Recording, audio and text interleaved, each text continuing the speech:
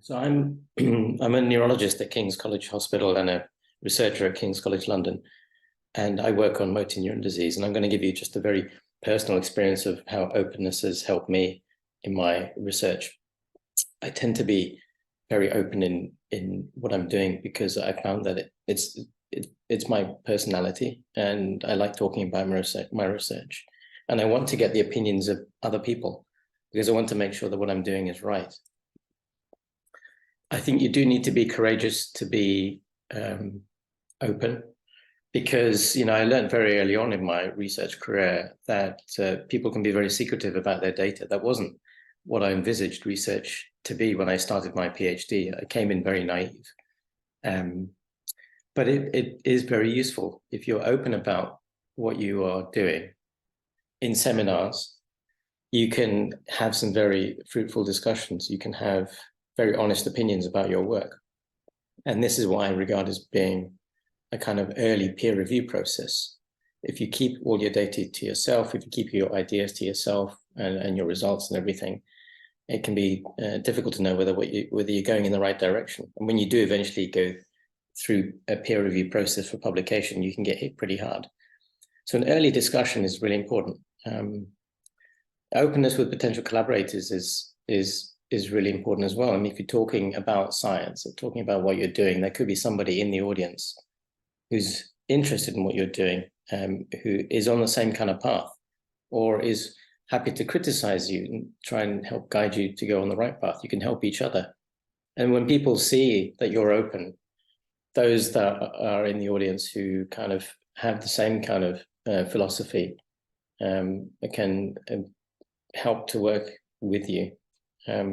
You should encourage openness in others as well. I've been in a talk once where somebody, the scientist was giving a talk about their work, was nervous about sharing unpublished data, but made the very emotional comment about how important the results were to her. And if anybody in the audience was working on anything similar, she would be happy to collaborate with them. And rather than keeping secret about their work, they should approach her and they should discuss how they could collaborate together. And I thought that was a really, really special thing to say, to actually be honest and open about their nervousness about sharing something that's really important and precious to them, but also being open to the possibility of collaboration.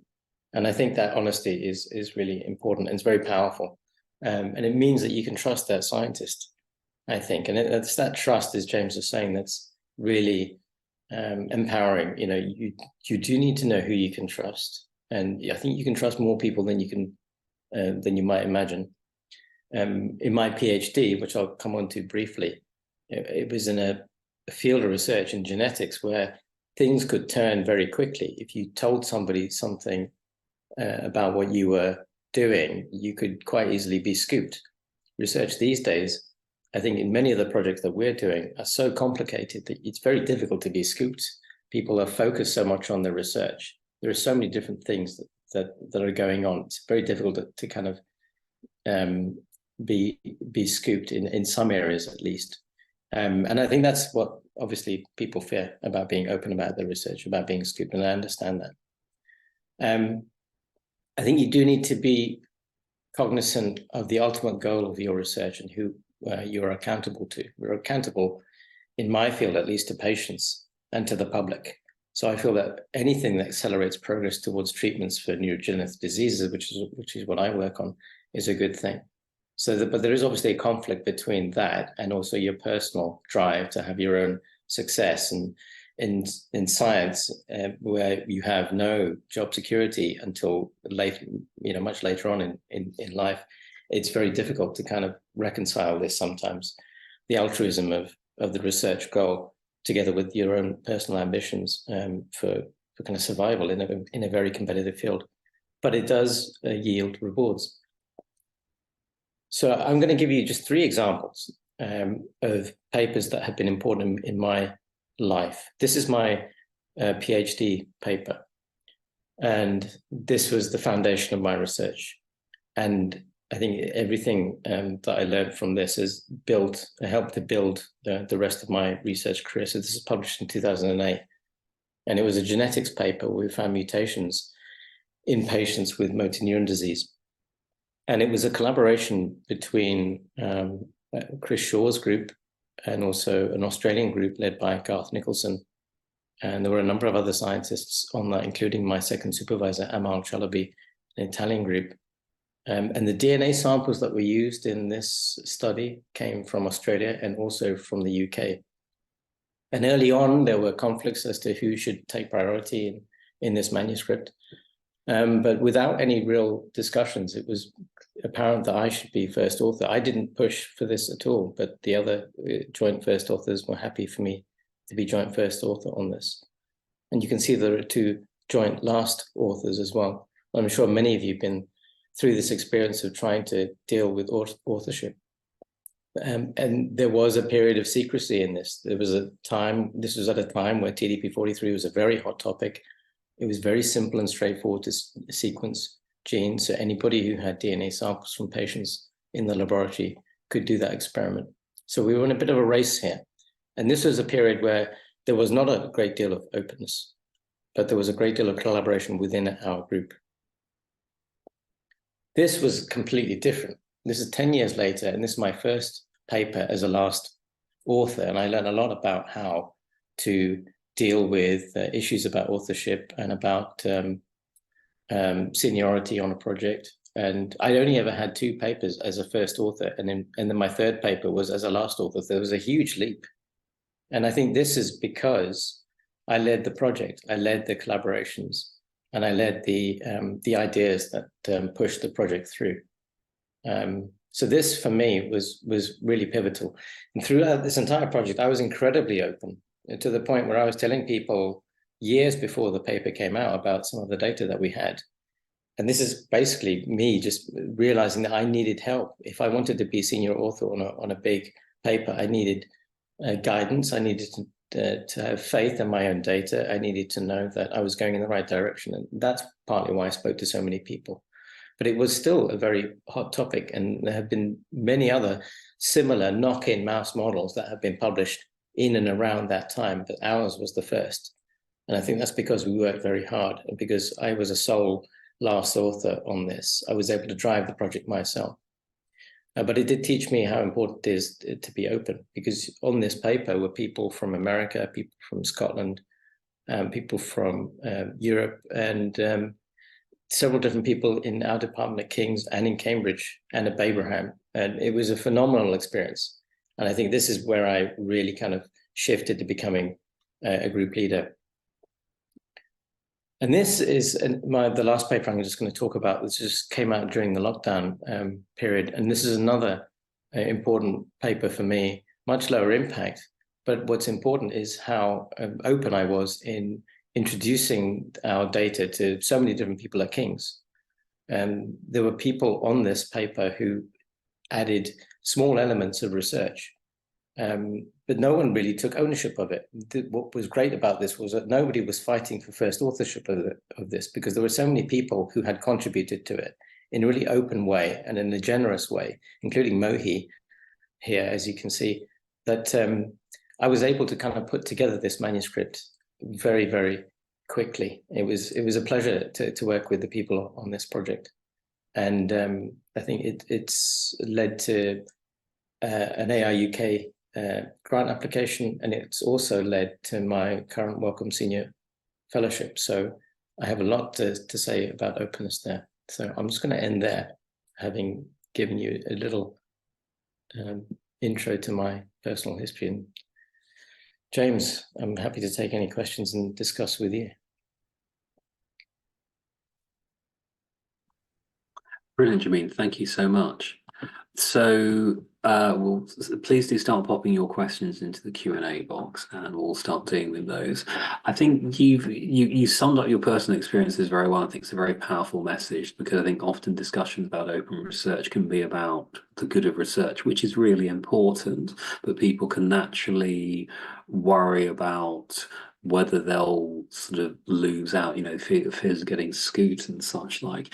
Is that an attitude you've encountered in your efforts to be more open? You kind of touched on how you needed to kind of Yeah. deal with that a bit, you're with your own feelings, but have you found those kind of almost cultural barriers of, well, yes, we can see this is good for research, but won't we suffer in some way or lose out perhaps compared to others who are not so open? I'd be very interested to get your thoughts about that. Yeah, and no, absolutely. But I think because of the complexity of research and the expense of research and um, the the amount of people who are happy to collaborate will be kind of really interesting. I think you need to try and find those people that you can work with, and it is possible.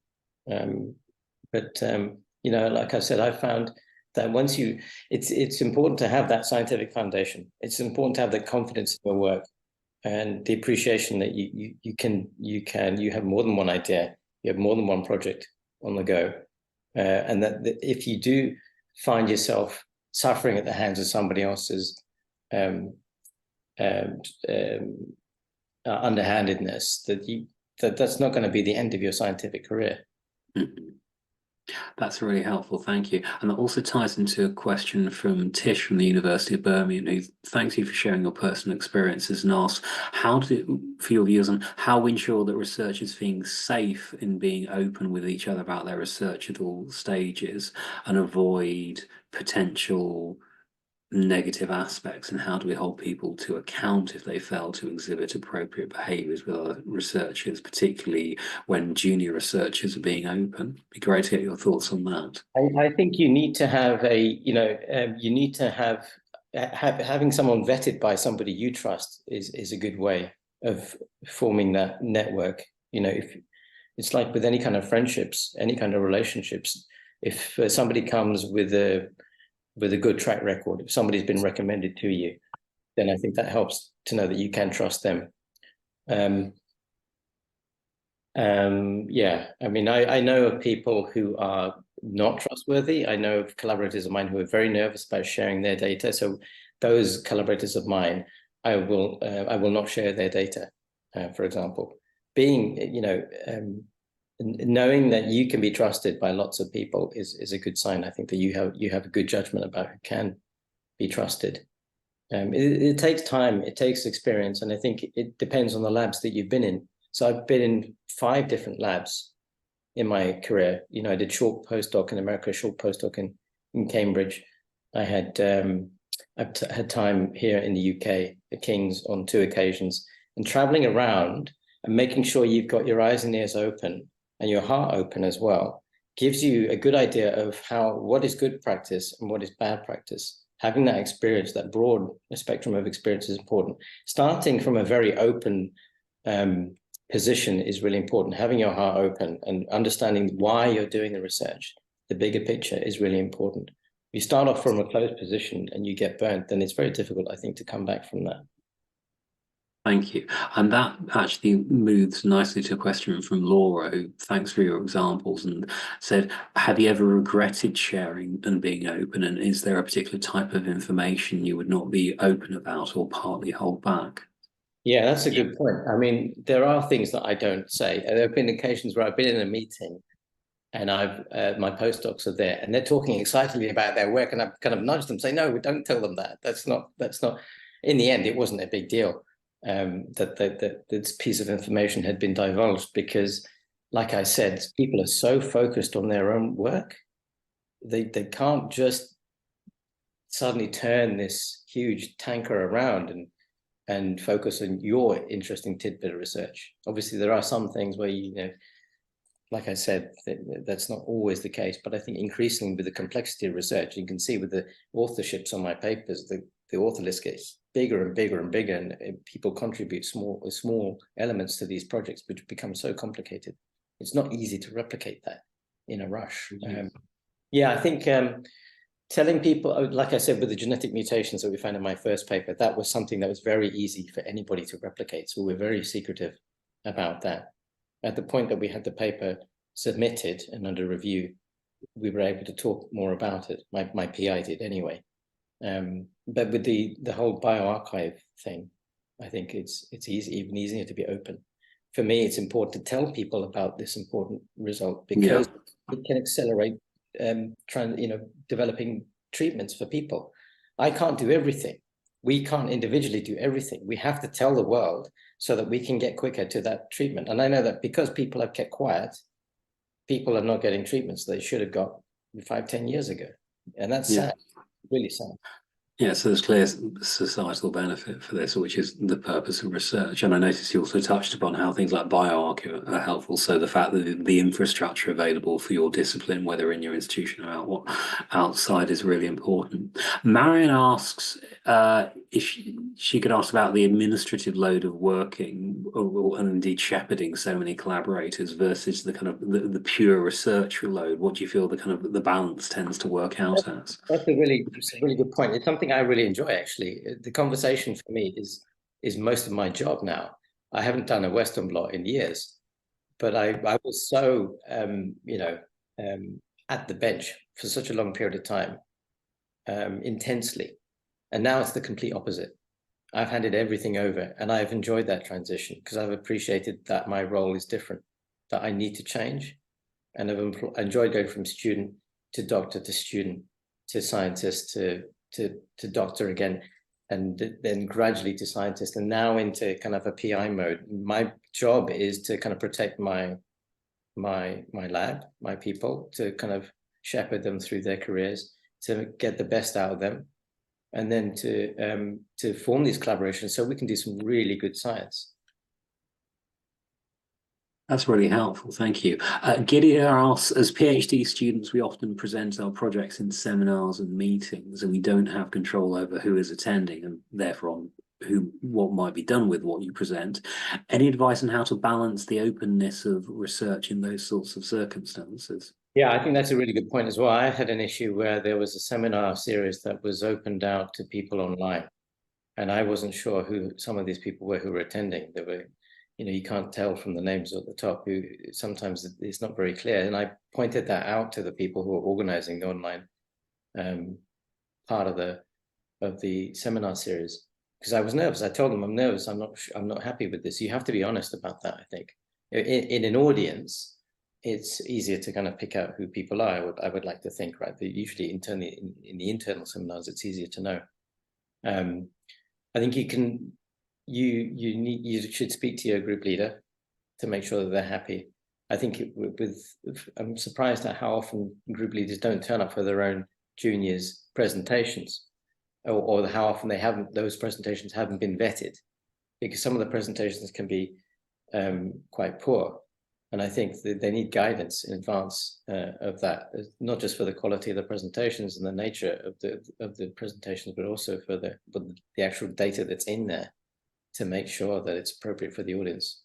But I think it's more of a danger now post-COVID, with everyone using Zoom and Teams. We have a lot of hybrid meetings at King's, and that makes me nervous at times. So I think you sometimes have to screen what you're actually presenting. I understand that. Thank you, that's really helpful. We've got two questions. Pardon me, I've got a cold as well. We're doing well at colds at UK Radio. Two questions from Neil, an anonymous attendee, that are bundled together. Now, these are about what institutions and research support staff can do to support openness. Now, Sophia will be talking about that from an institutional perspective, but I think from a researcher's perspective, from your perspective, what can institutions and their staff be doing to facilitate openness and also help researchers feel kind of safe in doing so and rewarded for doing so? Yeah, I think, making it clear, just coming back to the point I was making about who's attending, where they are coming from. Because if you send a link about a meeting that you've applied for to somebody else, they can easily jump in on that meeting. Or you can have somebody else at the computer, 2 or 3 people at the computer listening in on a talk. It's nice to have that.